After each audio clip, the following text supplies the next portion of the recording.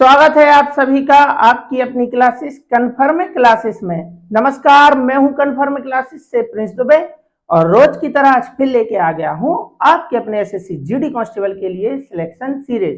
दोस्तों, हमारी लगभग 35 क्लास हो चुकी हैं और आज हमारी 36वीं क्लास होने जा रही है।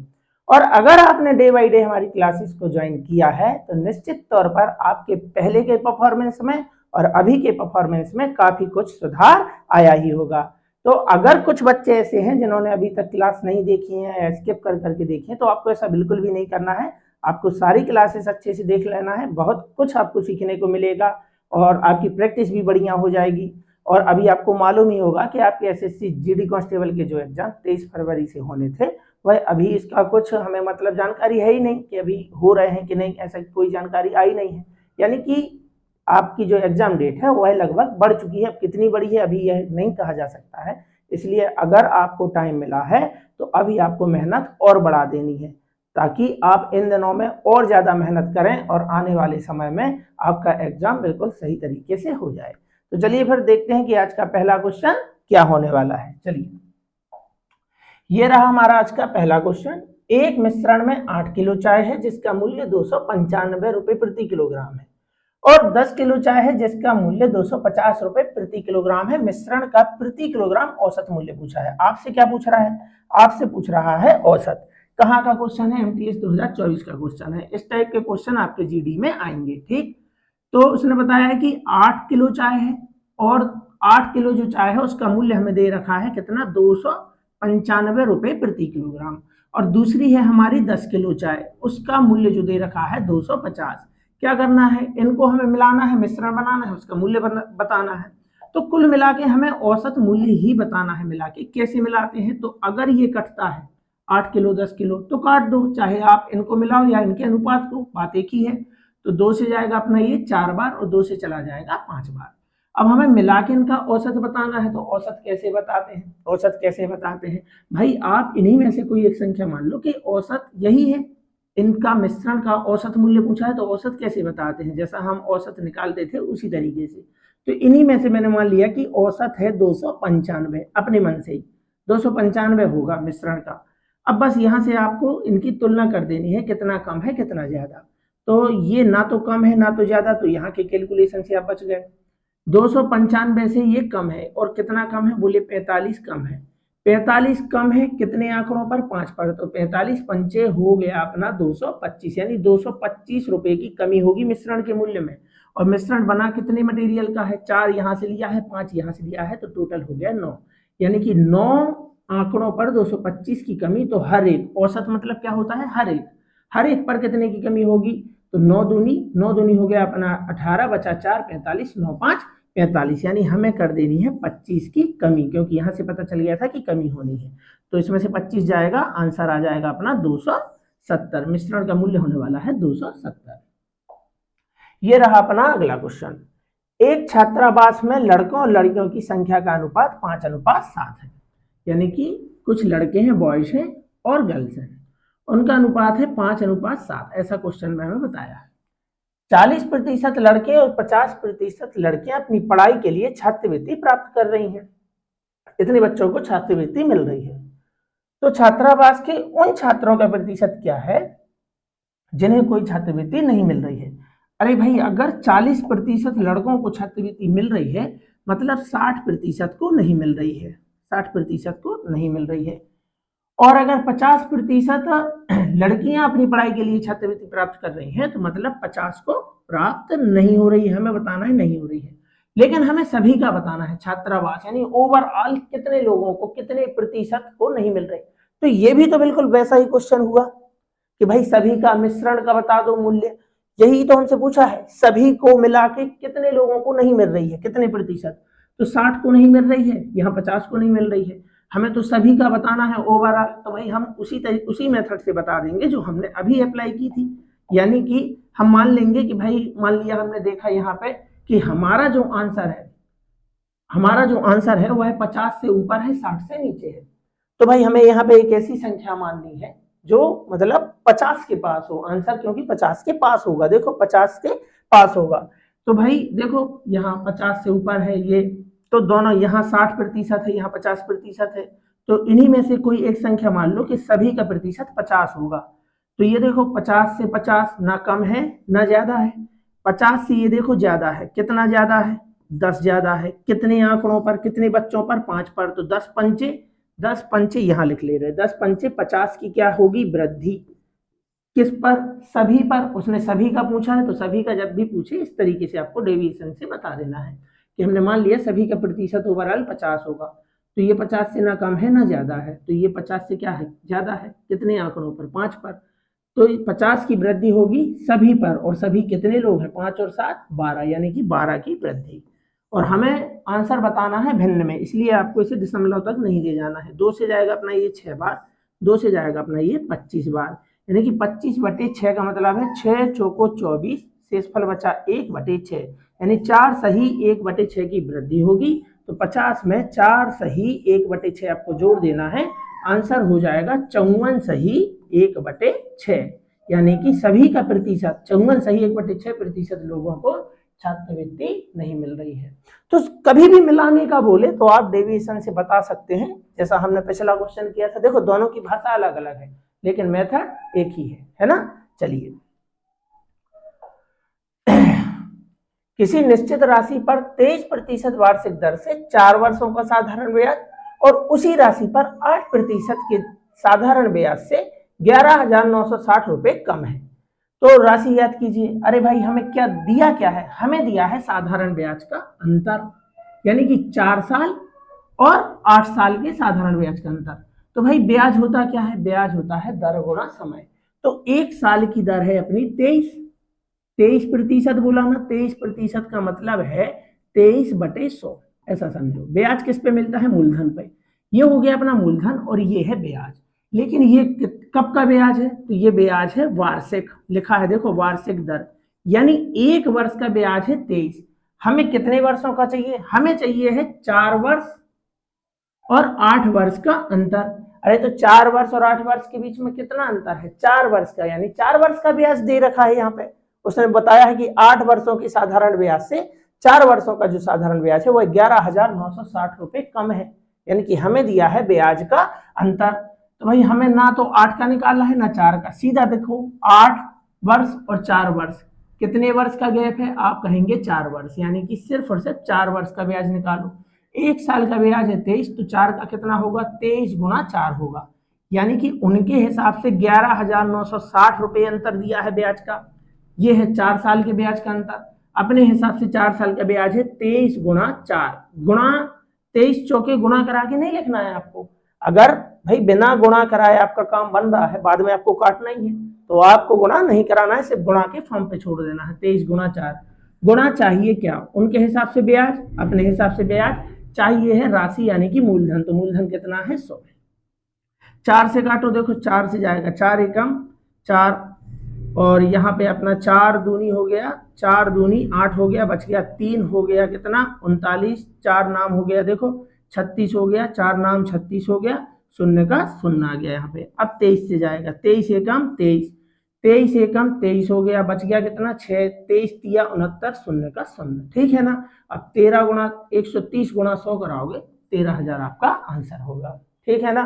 तो कई बार बच्चे जल्दबाजी में 4 वर्ष का भी निकाल लेते हैं, 8 का भी निकाल लेते हैं, तो ऐसा नहीं करना है। आपके एमटीएस 2024 का क्वेश्चन है, इसी टाइप के क्वेश्चन आपके जीडी में आने वाले हैं, ठीक है ना। चलिए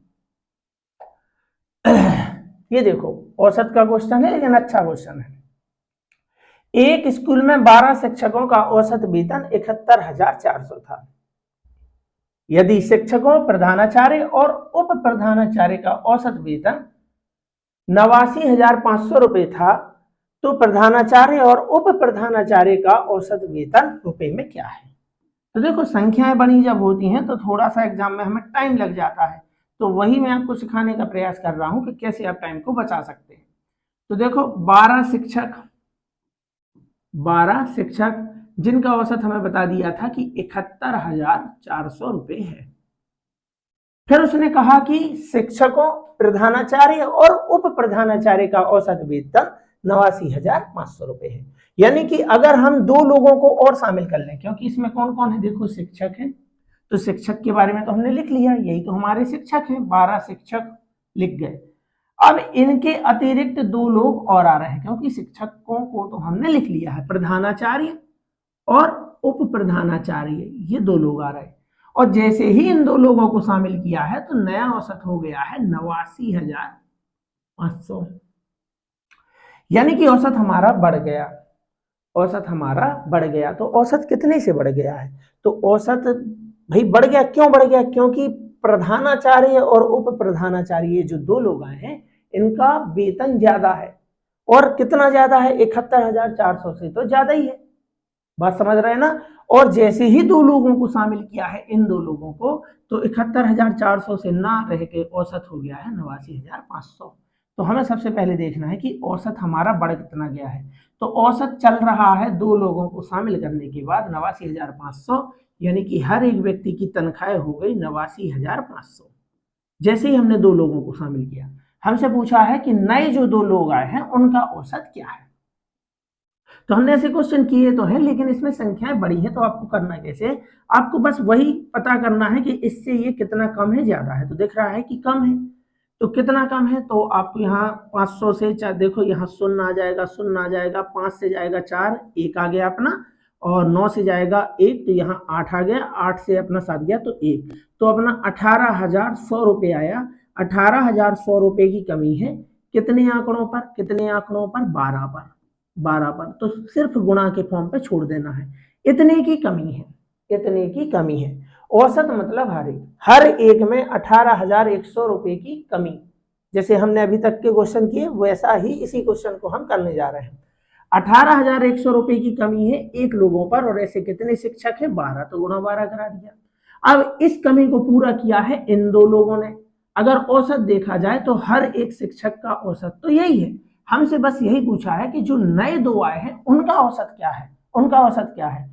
तो उन दोनों बस का अगर औसत निकाला जाए तो वो भी इतना ही लेके आए होंगे जितना औसत चल रहा है, 89,500। औसत मतलब हर एक की वैल्यू। जैसे ही 2 लोगों को हमने शामिल किया है, औसत हो गया है सभी का इतना, 89,500, यानी हर एक की तनख्वाह 89,500, 89,500। लेकिन अगर इन 12 शिक्षकों को हटा दिया जाए, इन दोनों का बस पूछे तो कैसे निकालोगे? तो हर एक में कमी इतने की है, और ये कमी कितने लोगों पे आई है? 12 पे। इस कमी को पूरा किसने किया था? इन 2 लोगों ने। मतलब इन दोनों की वजह से हर एक का वेतन 18,100 रुपये बढ़ गया है जैसे शामिल किया। और अब इसकी पूर्ति ये दोनों लोग करेंगे, हमें दोनों से नहीं, हमें तो औसत बताना है। औसत मतलब हर एक, तो भाई ये 2 पूर्ति करेंगे 18,100 गुणा 12 की। तो ये कमी पूर्ति किससे कराना है? 2 से, तो बस 2 से करा दो भाग। 2 से जाएगा अपना ये 2 6 12, तो यहाँ आ गया शून्य, यहाँ लिखेंगे थोड़ा सा दूर, ये 6 शून्य शून्य, 6 शून्य, 6 एकम 6, 6 8 48, यहाँ आ गया 4, 6 कम 6 और 4 10, यानी कि कितना आ गया अपना? 1,08,600, 1,08,600 रुपये एक्स्ट्रा दिए हैं। किसने दिए हैं? इन 2 लोगों ने। तो दोनों का हमसे क्या पूछा? औसत। 2 लोगों ने मतलब हर एक ने 1,08,600 रुपये एक्स्ट्रा दिया। तो हर एक का वेतन कितना है? औसत मतलब हर एक, 0 0 6 5 11, यहाँ 1 9 1 10 और 8 18, यहाँ 1 8 और 1 9, 1 का 1, 1,98,100 हर एक का वेतन। औसत मतलब हर एक का वेतन। तो देखो, सारा गुणा नहीं कराना है, बस आपको क्वेश्चन को अच्छे से समझना है कि जैसे ही आपने इन 2 लोगों को शामिल किया था तो आपका औसत बढ़ गया। पहले औसत था 71,400, कितने से बढ़ गया? 18,100 से। 18,100 से औसत बढ़ गया, कितने लोगों पे बढ़ा? 12 लोगों पे। 12 लोगों में 18,100 की वृद्धि कर दी औसत में। देखो शिक्षकों का औसत, तो 18,100 कितने लोगों में वृद्धि हुई? 12। और ये वृद्धि किसने की? किसने की? उन 2 टीचर ने। किसने? प्रधानाचार्य और उप प्रधानाचार्य। तो हर एक ने कितने की वृद्धि की? तो 2 से हमने से 18,100 गुणा 12, ये 12 लोगों का है। हर एक का, 2 लोगों में से हर एक का चाहिए तो 2 से भाग करा दो, तो 1 का आया। तो हर एक ने 1,08,600 की वृद्धि की। तो इनका हर एक का वेतन चल रहा था 89,500, और हर एक का एक्स्ट्रा है 1,08,600, तो इसमें ऐड कर दो तो इनका क्या आ जाएगा? औसत। कभी कभी इनका योगफल पूछता है, तो हर एक का 1,98,100 है, दोनों का पूछे तो गुणा 2 करा देना, तो दोनों का योगफल आ जाएगा। ठीक है ना? फिलहाल आंसर है ऑप्शन नंबर 3। चलिए,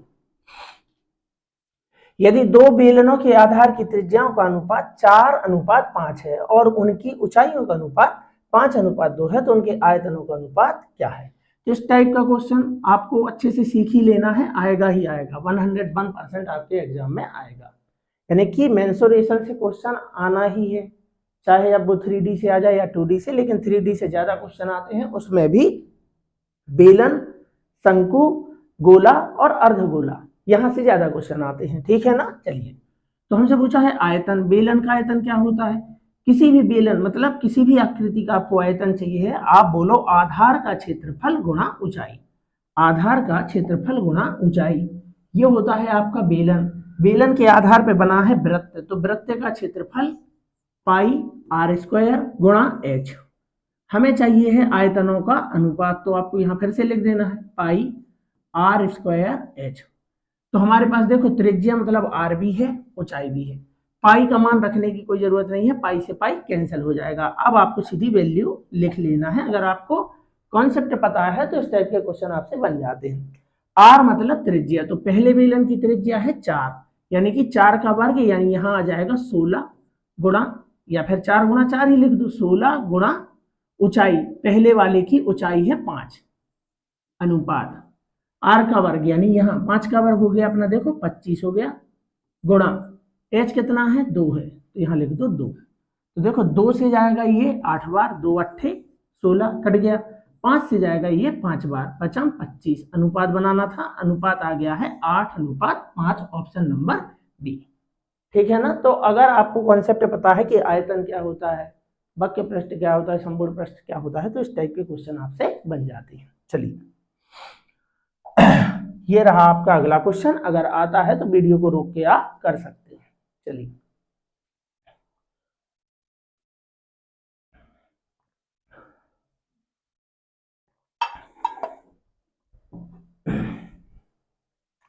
सुधा का व्यय उसकी बचत से 125% अधिक है।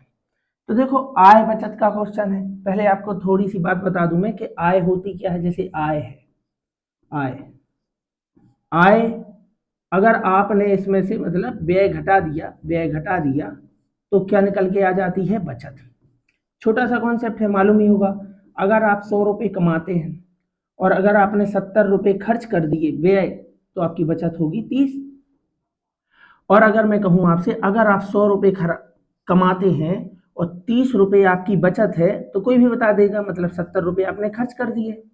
और मैं अगर कहूं आपसे कि 70 रुपये आपने खर्च किए हैं, 30 रुपये आपकी बचत थी, यानी आपने कमाया कितना था, आपने कमाया था 100, यानी कि बचत और व्यय को अगर आप प्लस कर देते हो तो क्या निकल के आ जाती है, आय।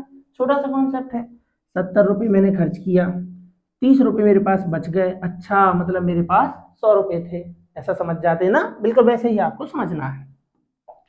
तो ये मैंने आपको बता दिया, छोटा सा कॉन्सेप्ट था, मालूम ही होगा आप लोगों को, ठीक है, रिकॉल करा दिया। तो उसने बोला है कि उसकी बचत, उसका सुधा का व्यय उसकी बचत से, मतलब बचत है और क्या है, व्यय है। उसने बताया 125% अधिक है। 125% की अगर भिन्न देखी जाए तो 5/4 होगी। तो व्यय जो है किससे, बचत से। तो नीचे वाली संख्या है बचत, अगर बचत 4 है तो 4 से 5 अधिक, यानी कि कितनी, 4 से 5 अधिक हो गया कितना, 9, यानी 9 उसका व्यय है। अच्छा, तो उसकी आय क्या थी, उसकी आय क्या थी, आराम से, कुछ रटने वाली बात है नहीं, रटना नहीं है। 4 रुपये उसने बचा लिए, 9 रुपये उसने खर्च किए थे। अच्छा, मतलब उसके पास 13 रुपये थे। देखो आप, मतलब उसके पास कितने रुपए थे, 13 रुपये थे। इतनी बात समझ में आई क्या, कि बचत और व्यय को जब हम जोड़ते हैं तो आय बन जाती है। अब उसने जो हमसे कहा है वो हमें कराना है।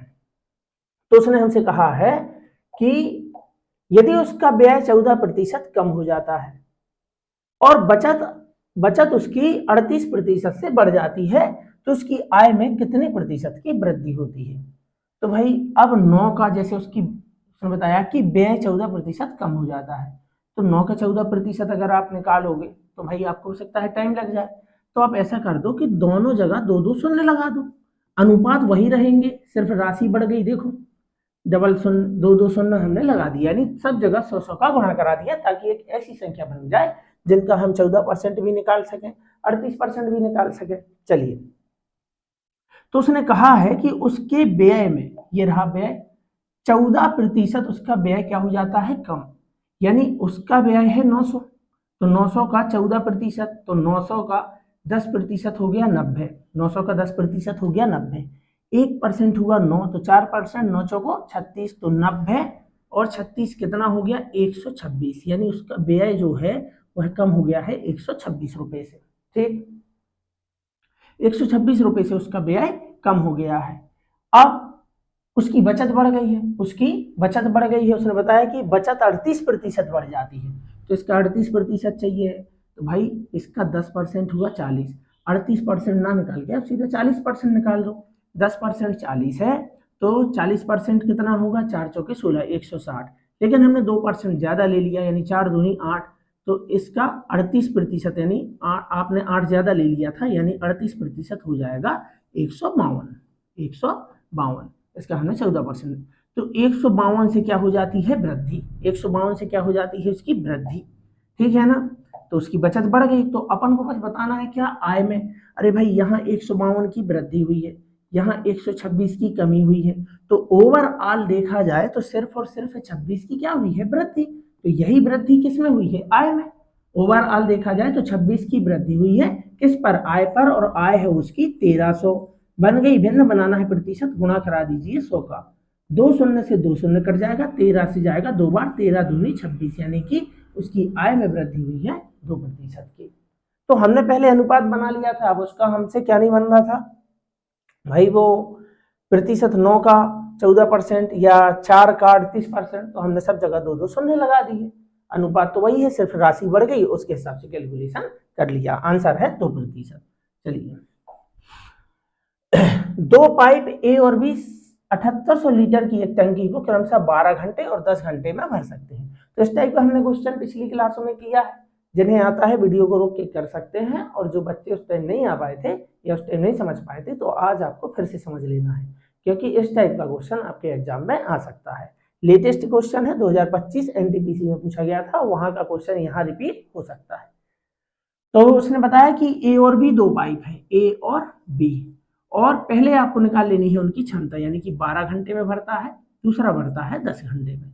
अगर एलसीएम लेंगे तो एलसीएम हो जाएगा 60, यानी कि ये हो गई उनकी टोटल कैपेसिटी। अभी इस 7800 लीटर को भूल जाओ, तो 12 के हिसाब से अगर भरेगा तो 12 पंचे 60, और 10 के हिसाब से भरेगा तो 10 छक्के 60।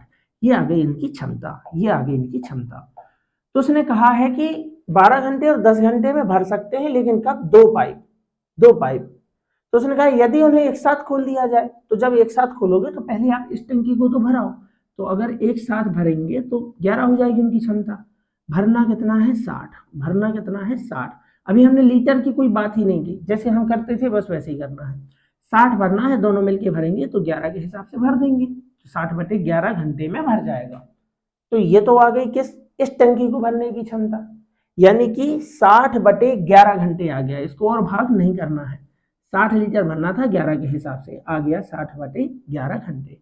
तो 60/11 घंटे में भरता तो है वो, लेकिन किसको भरता है, इस टंकी को, जिसकी क्षमता है 7800 लीटर।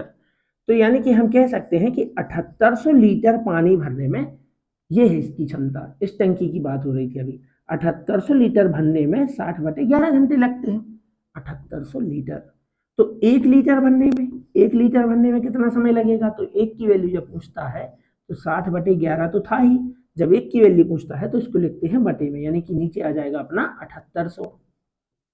लेकिन हमें 1 लीटर थोड़ी भरवाना है, हमें भरवाना है नई टंकी को, जिसकी क्षमता है 8800 लीटर। अच्छा, 1 लीटर 60/11 गुणा 7800 में, तो 1 की नहीं, हमें तो ज्यादा की चाहिए, तो जब ज्यादा की वैल्यू चाहिए तब गुणा कराते हैं, तब क्या कराते हैं, गुणा कराते हैं। तो कितने लीटर भरना है, 8800, 7800 लीटर 60/11 घंटे में, 1 लीटर 60/11 गुणा 7800, बटे में लिखते हैं जब 1 की वैल्यू निकालते हैं, भाग कराते हैं। 1 की वैल्यू मालूम है, ज्यादा की निकालना है तब कराते हैं गुणा, और गुणा कराना है क्योंकि हमें वैल्यू चाहिए है 8800 की। तो 2 शून्य से 2 शून्य जाएगा, 11 से जाएगा अपना ये 8 बार 11 8 88 हो गया, और ये अपना गया 6 कम 6 शून्य की शून्य, 6 से जाएगा अपना ये 13 बार में, 13 6 78 होता है, तो क्या बचा, ऊपर बचा है 10 8 80 और नीचे आ गया है 13, यानी आंसर है 80/13 घंटे। 80/13 घंटे। तो इस टाइप का हमने क्वेश्चन पहले किया है, एक और आपकी प्रैक्टिस के लिए मैं इसमें लेके आ गया हूं। चलिए, यदि दो संख्याओं का अनुपात 17:6 है तथा उनके लासा और मासा यानी एचसीएफ का गुणनफल 102 है, तो एलसीएम और एचसीएफ के व्युत्क्रमों का योगफल क्या है? व्युत्क्रम मतलब उनका उल्टा। तो भाई सबसे पहले तो आप ये देखो कि जो संख्याओं का गुणनफल होता है, जो संख्याओं का गुणनफल होता है वही एलसीएम और एचसीएफ का गुणनफल होता है। यानी हमारा कॉन्सेप्ट है कि पहली संख्या गुणे दूसरी संख्या बराबर होता है एलसीएम गुणा एचसीएफ, यानी एलसीएम और एचसीएफ का जो गुणनफल होगा वो इन संख्याओं के गुणनफल के बराबर होगा। तो हमने कहा अगर हमारी संख्याएं 17 और 6 है और अगर हम इनका गुणनफल कराते हैं तो 17 छक्के हो जाएगा 102 हो जाएगा। उनके हिसाब से भी गुणनफल दिया है 102। तो गुणनफल वाला केस जैसे हम अनुपात में करते थे, दो संख्याओं का गुणनफल 102 है उनके हिसाब से, अपने हिसाब से भी है 102। तो 102 से 102 कट गया, कितना आ गया 1। आपको लिखना होता है हमेशा जब भी गुणनफल बोले इस 1 का वर्गमूल। तो 1 का वर्गमूल क्या होगा, 1 का वर्गमूल भाई 1 ही होगा, यानी अपने काम का है सिर्फ यहाँ से 1।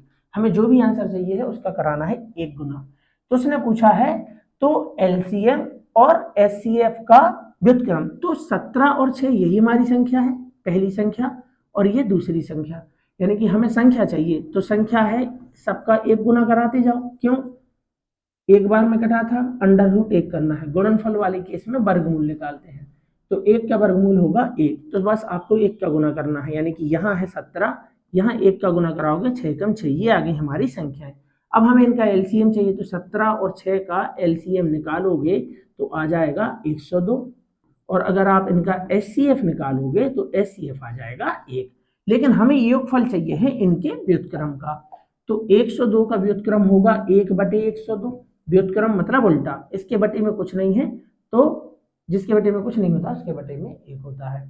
तो 102 का व्युत्क्रम है 1/102, और 1 का क्या है 1/1, तो 1/1 थोड़ी लिखते हैं, 102 एकम 102 और 1 हो गया 103, नीचे आ जाएगा अपना 102। कहाँ है भाई 103/102, यानी ऑप्शन नंबर ए ही हमारा आंसर हो जाएगा। ठीक है ना। तो इस टाइप का क्वेश्चन जरूर आपके एग्जाम का पार्ट बन सकता है, थोड़ा सा लेटेस्ट है। चलिए, एक आदमी को 12 घंटे में 753 किलोमीटर की दूरी तय करनी है। यदि वह इस दूरी को 2/3 भाग समय 2/3 में तय करता है तो शेष समय में शेष दूरी तय करने के लिए उसकी चाल। तो भाई शेष समय बचा कितना है, तो 12 घंटे था, 12 घंटे यात्रा का समय था। हम अभी बात कर रहे हैं समय की। 12 घंटे में से 2/3 समय बीत चुका है, तो 3 में से 2 बीत गया, यानी बचा है सिर्फ समय 1/3। 3 में से 2 हिस्सा खर्च हो गए, तो 1 हिस्सा बचा कितने में से 3 में से, यानी 1/3 समय बचा है। तो 12 का 1/3, 3 एकम 3 12, यानी कि 4 घंटे अभी बचे हैं। और दूरी कितनी बची है, तो दूरी जाना था हमें 753 किलोमीटर, और दूरी भी 2/3 तय हो गई है, मतलब दूरी भी बची है 1/3। तो 1/3 मतलब 753 का 1/3 बचा है, 3 से जाएगा अपना ये, 3 दूनी 6, 3 5 15, 3 एकम 3, यानी 251 किलोमीटर जाना है कितने घंटे में, 4 घंटे में। तो चाल होती है 1 घंटे की वैल्यू, चाल होती है किलोमीटर प्रति घंटे। 4 घंटे में 251 किलोमीटर, तो 1 घंटे में कितना, 1 की वैल्यू निकालना है, तब कराते हैं भाग, इसलिए मैंने 4 से कराया भाग। 4 6 24, बच गया 1, हो गया 11, 4 दूनी 8 हो गया, बच गया कितना, 3 रखा दशमलव, 30 हो जाएगा, 4 सत्ते 28 हो जाएगा, बचा दो 4 पंचे 20, यानी कि 62.75 किलोमीटर प्रति घंटे चाल हो जाएगी। ठीक है ना। तो ये रहा हमारा भाई आंसर, ऑप्शन नंबर बी। चलिए, तो शराब की एक बोतल में 40% एल्कोहल तथा शेष पानी है, उसमें से शराब की कुछ मात्रा निकाल ली जाती है तथा उसके स्थान पर एक अन्य शराब की उतनी ही मात्रा डाली जाती है जिसमें 25% एल्कोहल है। कोई दिक्कत नहीं है भाई, दो प्रकार की शराब है, एक में 40% एल्कोहल है और शेष पानी है, दूसरे में कितना 25% एल्कोहल है। तो तीनों आप दो कैटेगरी हो गई, एक 40 वाली एक 25 वाली, दोनों को मिला के बनाया है 30 वाली। तो यहाँ आप समझ ही गए होंगे कि हमें किस मेथड का इस्तेमाल करना है, एलिगेशन का। जब दो प्रकार की वस्तुओं को मिला के एक नया मिश्रण तैयार करते हैं तब एलिगेशन लगता है। लेकिन आपको याद रखना है कि अगर आपने पहले वाले केस में एल्कोहल लिखा है तो बाद में भी एल्कोहल होना चाहिए और मिश्रण भी एल्कोहल होना चाहिए। तो 40% वाला एल्कोहल, दूसरी कैटेगरी है 25% वाला एल्कोहल, और दोनों को मिला के हमने बनाया है अब बोतल में, यानी कि मिश्रण करने के बाद, मिश्रित करने के बाद 30% एल्कोहल है।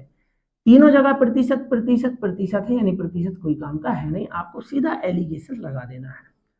तो यहां हमें लिखना होता है अंतर 30 और 25 का अंतर हो गया हमारा 5, और 30 और 40 का हमारा अंतर, तो 40 में से 30 गया, अंतर आ गया 10। तो यहां अगर कटता है काट दो, 5 एकम 5, 5 दूनी 10, ठीक है ना। तो अपना आ गया, ये क्या है, ये वो है जो शुरुआत में था मिश्रण, यानी कि जितना बचा था। और ये क्या है, उसने बताया ना कि मात्रा, कुछ मात्रा निकाल ली जाती है तथा उसके स्थान पर एक अन्य शराब उतनी ही मात्रा डाली जाती है जिसमें 25% है। तो ये वो मात्रा है जो हमने मिलाई है, जो हमने मिलाई है, और जो मात्रा हमने मिलाई है वही हमने निकाली थी। तो हमने निकाली कितनी थी, 2, मिलाई कितनी है, 2। ये क्या है, ये वो मात्रा है जो कंटेनर में बची थी, मतलब निकालने के बाद बची थी। उसमें भी 40% एल्कोहल है। अगर शुरुआत में बोतल में 40% एल्कोहल था तो आपने जो भाग निकाला है उसमें भी 40% एल्कोहल था, और जो बचा है उसमें भी 40% एल्कोहल है। तो मैंने क्वेश्चन को बनाया कि 40% एल्कोहल में 25% एल्कोहल वाली शराब मिलाई है, दोनों का मिश्रण मैंने 30% बनाया। मैंने मिलाया कौन सा भाग है, ये वाला। तो अगर आपसे पूछे मिलाया कौन सा है तो आप कहना 2, निकाला कितना है, तो जो निकाला है उसी के बदले तो मिलाया था, तो निकालने वाली मात्रा भी कितनी है, 2। ये बचा हुआ भाग था, तो 1 बचा था, 2 हमने निकाला या मिलाया, तो मिश्रण हो गया हमारा 3। तो हमसे पूछा है ज्ञात कीजिए कि बोतल में भरे शराब का कौन सा भाग निकाला था। अरे जो मिलाया है वही तो निकाला था, तो हमने 2 निकाला था, कितने में से, 3 में से। तो आंसर हमारा हो जाएगा 2/3, ऑप्शन नंबर सी, ठीक है ना। ये क्या है, 40% जो बचा था, निकालने के बाद भी उसमें 40% ही अल्कोहल था, एक एक बूंद में 40% अल्कोहल है, यही तो मिश्रण होता है। 40% 25% मिला के 30, एलिगेशन लगाना है। यही मिलाया हुआ भाग है, यही निकाला हुआ भाग है, जितना निकाला है उतना ही मिलाया था। चलिए आंसर है ऑप्शन नंबर सी। अरुण 20,000 रुपए अपने 2 दोस्तों को उधार देता है। पहले दोस्त को 12,000 रुपए 8% वार्षिक साधारण ब्याज की दर से, और अरुण कुल राशि पर 10% लाभ चाहता है। अतः उसे शेष राशि को दूसरे दोस्त को किस साधारण ब्याज दर पर देनी चाहिए ताकि उसे इच्छित लाभ मिल सके। देखो कितना अच्छा क्वेश्चन है। तो देखो पहले क्वेश्चन को समझो। अरुण के पास कितने रुपए हैं, 20,000 रुपए। वह अपने पहले दोस्त को, एक दोस्त को उसने 12,000 रुपए उधार दे दिए हैं। कितने उधार दे दिए हैं, 12,000 रुपए। अब बचा दूसरा दोस्त, उसके पास इन्वेस्ट करने को कितने रुपए हैं, टोटल 20,000। 20,000 में से 12,000 दे दिए हैं, शेष बचा कितना है, 8,000। 8,000 रुपए उसके पास बचे हैं। अब उसने किया क्या है कि इसे उसने 2 लोगों में बांट दिया है। अब उसने पहले दोस्त से यहां से तो उसने ले लिया 8%। अब टोटल कितना है, टोटल तो भाई 20, टोटल था 20,000 रुपए। अब वो चाहता है कि इस 20,000 पे वह कमा ले 10%। क्या कमा ले, 10%। तो भाई सबसे पहले तो आप इस मूलधन का बना लो अनुपात। 3 शून्य से देखो, 3 शून्य गया यहाँ पे, है ना। यहाँ ये 20,000 नहीं लिखना है, मत लिखो, डायरेक्ट इसका अनुपात लिख देना। जाएगा अपना देखो 4 तिया 12, 4 दूनी 8, तो टोटल हिस्सा कितना हो गया, देखो 5 ही हो गया। तो 8% के हिसाब से उसने दिया है 3 रुपए। तो ब्याज कैसे निकालोगे इसका, 8 तिया 24, यानी कि 24 रुपए ब्याज मिल जाएगा यहां से। और उसने यहां से लिया है टोटल, मतलब एक दोस्त को 8% के हिसाब से दिया था। अब अगर हम 3 का 8% निकालेंगे तो 8 गुणा 3 ही तो करोगे ना, दर गुणा मतलब 8 गुणे 3 करोगे कि नहीं। 8% चाहिए है 3 का, 3 का 8%, 3 गुणा 8, यानी कि एक हिस्से पर 8% ब्याज लेगा तो 3 पे लेगा 8 या 24।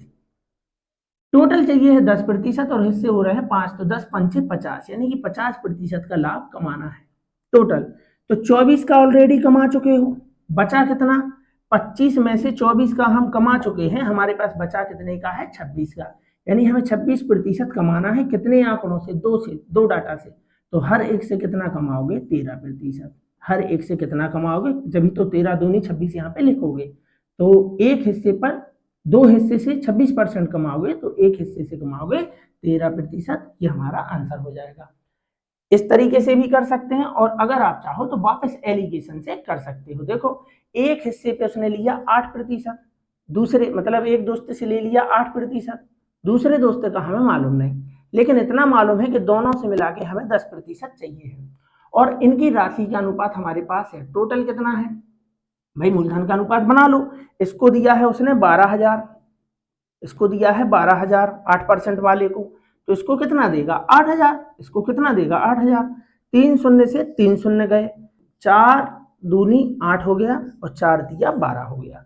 अब एलिगेशन तो आपको आता ही है, आपको अच्छे से मालूम होगा कि यहाँ जो आप संख्या लिखते हैं उससे एक संख्या छोटी होती है तो एक बड़ी होती है, या पहले अगर आपने बड़ी लिख ली है तो अब आपको छोटा लिखना है।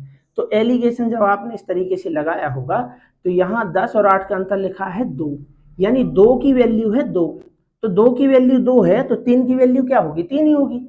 10 से छोटी संख्या हम लिख चुके हैं, अब हमें लिखना है 10 से बड़ी, तो 10 से कितनी बड़ी, 3 बड़ी, ताकि यहाँ पे अंतर 3 आ जाए। तो 10 और 3 13, यानी दूसरा भाग हमने दिया था 13% पर।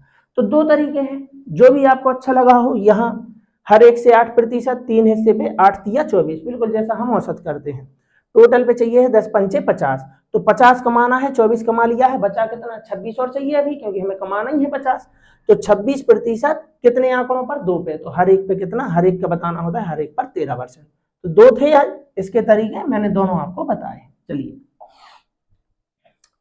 यदि अनु 4 किलोमीटर प्रति घंटे की गति से चलता है तो अपने विद्यालय 6 मिनट देरी से पहुंचता है, परंतु यदि वह 5 किलोमीटर प्रति घंटा की गति से चलता है तो वह निर्धारित समय से 6 मिनट पहले पहुंच जाता है।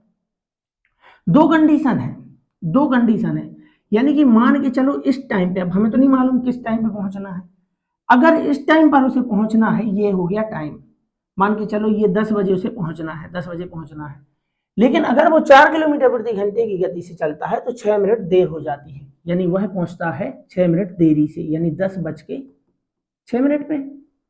और अगर वह 5 किलोमीटर प्रति घंटे की गति से चलता है तो वह निर्धारित समय से 6 मिनट पहले पहुंच जाता है, यानी 6 मिनट पहले पहुंच गया, 6 मिनट पहले पहुंच गया, यानी कब पहुंच गया, 9:54 पे। तो यानी कि दोनों चालों की वजह से अगर देखा जाए तो अंतर कितना आ रहा है, जब वह 5 की चाल से गया था तो 6 मिनट पहले पहुंच गया था, और जब वह 4 की चाल से जा रहा था तो 6 मिनट बाद पहुंच रहा था, यानी दोनों चालों की वजह से उसे जो अंतर आ रहा है वह आ रहा है 12 मिनट का। तो ये देर होना पहले होना ये क्या है, ये सिर्फ और सिर्फ समय का अंतर है, ये सिर्फ और सिर्फ समय का क्या है, अंतर है। तो उन अब आपको कैसे करना है, तो आप कई तरीके हैं, एक तरीका मैं आपको बता रहा हूं कि एक बार जाता है वो 4 से और एक बार जाता है 5 से। अब कितना जाता है ये तो हमें मालूम नहीं, तो हमने ले लिया इनका एलसीएम, यानी कि 20 जाता है।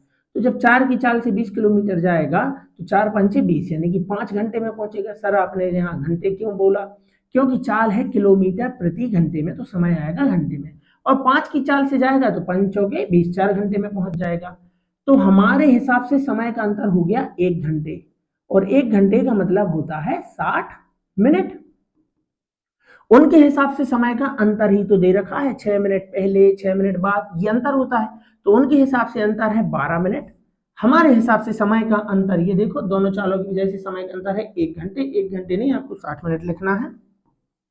चाहिए क्या, चाहिए है दूरी, तो दूरी है अपनी क्या है 20, दूरी क्या है 20, शून्य से शून्य जाएगा, 6 एकम 6 दूनी 12, 2 दूनी 4 किलोमीटर हमारा आंसर हो जाएगा। तो एक देरी और पहले वाला क्वेश्चन जरूर आपके एग्जाम में आना ही आना है। IMP टिक कर दो, पेपर के बाद आप कमेंट करके जरूर बताओगे कि हाँ क्वेश्चन जो आपने, हाँ सर जो आपने क्वेश्चन बताया था वह आ गया है। तो आज के हमारे 12 क्वेश्चन कंप्लीट हुए, काफी अच्छे क्वेश्चन थे जो आपके एग्जाम में 101% पार्ट बनेंगे ही बनेंगे। तो सारे क्वेश्चन को अच्छे से आपको समझ लेना है और उनका रिवीजन भी करते जाना है। तो चलिए इसी तरीके से मेहनत करते रहिए, और इसी तरीके से आपको क्लास भी ज्वाइन करना है, हो सके तो क्लास को शेयर करना है, कमेंट करना है, लाइक करना है, और इसी तरीके से अपना सहयोग बनाए रखना है। तो चलिए फिर मिलते हैं किसी और अगली क्लास में, तब तक के लिए आप सभी का बहुत बहुत धन्यवाद।